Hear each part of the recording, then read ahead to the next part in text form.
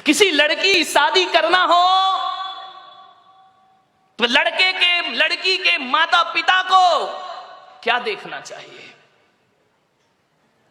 आप यही देखते ना, कितना कमाता है, कौन से जॉब में है, इसका पैकेज क्या है। आप यही देखते हैं। इसकी जाति कौन सी है, आप यही देखते हैं। इसके माता पिता कौन है, परिवार, फैमिली बैकग्राउंड क्या है। धोखे में आ जाओगे ये सब देखोगे तो। मैं पुलक सागर कहता हूं, फैमिली बैकग्राउंड अच्छा हो तो कोई जरूरी नहीं कि औलाद अच्छी हो।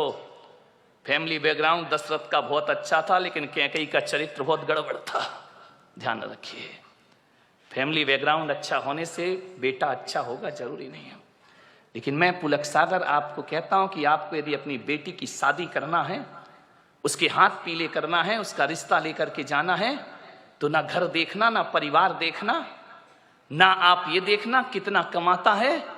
आप तो ये देखना कि जिस लड़के से अपनी लड़की की शादी कर रही हूं, उसके दोस्त कैसे हैं, उसके यार कैसे हैं, उसके मित्र कैसे हैं। अरे पिता जैसा है बेटा वैसे ही होगा, कोई जरूरी नहीं है। माता जैसी है बेटा वैसे ही होगा, कोई जरूरी नहीं है। ध्यान रखना। लेकिन ये बिल्कुल जरूरी है कि दोस्त जैसे होंगे लड़का वैसा।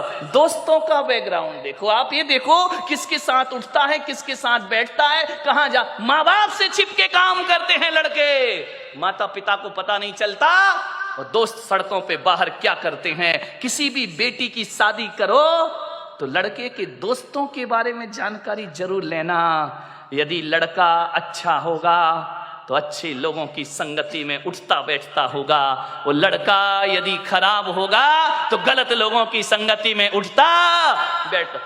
आदमी जैसे माँ बाप होते हैं वैसा नहीं होता, जैसे दोस्त होते हैं आदमी वैसा हुआ करता है। ध्यान रखिए। मान्यवर, एक सीख दी है मैंने आपको, इस पर कोई ध्यान नहीं देता है। आप बताइए ना, एक बेटा सही गलत किसकी वजह से होता है? बाप की वजह से, मां की वजह से नहीं मेरे भाई। एक शराबी बाप भी चाहता है कि मेरा बेटा शराब ना पिए। ध्यान रखना। एक जुआड़ी भी चाहता है कि मेरा बेटा जुआ ना खेले। और एक बेश्या भी चाहती है कि मेरी औलाद इस गंदगी में जीवन ना बिताए। ध्यान रखना। एक चोर ने भी ये सपना नहीं देखा होगा कि मेरा बेटा चोर बने। कोई माँ बाप औलाद को चोर नहीं बनाते हैं, कोई माता पिता औलाद को झूठ बोलना नहीं सिखाते हैं, कोई माता पिता शराब पीना नहीं सिखाते हैं, कोई माता पिता सिगरेट पीना नहीं सिखाते हैं। सिगरेट पीने वाला बाप भी चाहता है कि मेरा बेटा सिगरेट ना पिए। ध्यान रखना मान्यवर। मालूम है सिगरेट पीना कौन सिखाता है? दोस्त सिखाते हैं। सबसे पहले शराब पीना रिश्तेदार या माँ बाप ने नहीं सिखाया। शराबी बाप भी नहीं सिखाता है कि बेटा तू पी ले। ध्यान रखना।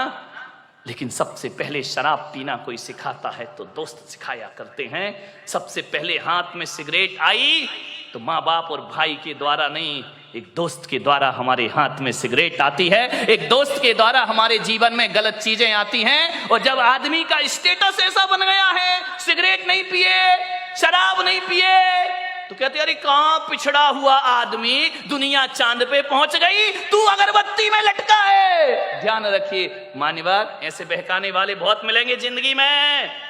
मान्यवर, मैं तो कहता हूं यदि बिगाड़ने वाले दोस्तों से तो बिना दोस्त की जिंदगी गुजार लो, वो अच्छी हुआ करती है। लेकिन ऐसे दोस्तों की संगति ना करो जो हमारी जिंदगी को बर्बाद करके रख दिया करते हो।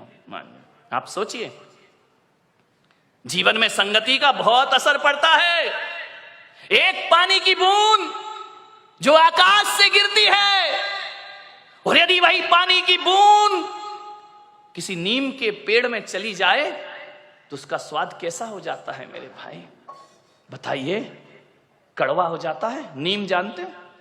नहीं जानते हैं तो बोलो ना जानते हैं, नहीं तो मैं समझ रहा तुम कुछ जानते ही नहीं हो।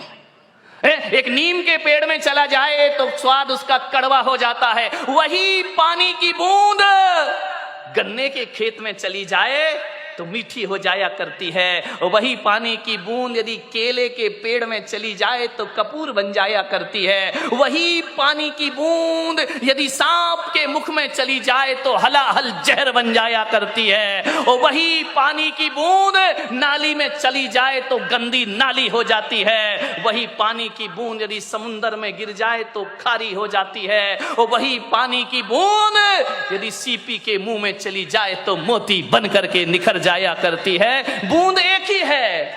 ये इतने रूप क्यों हुए उस बूंद के? संगति के कारण से। किसकी संगति करी उसने? मोती बना सीप की संगति से और जहर बना सांप की संगति से। ध्यान रखें।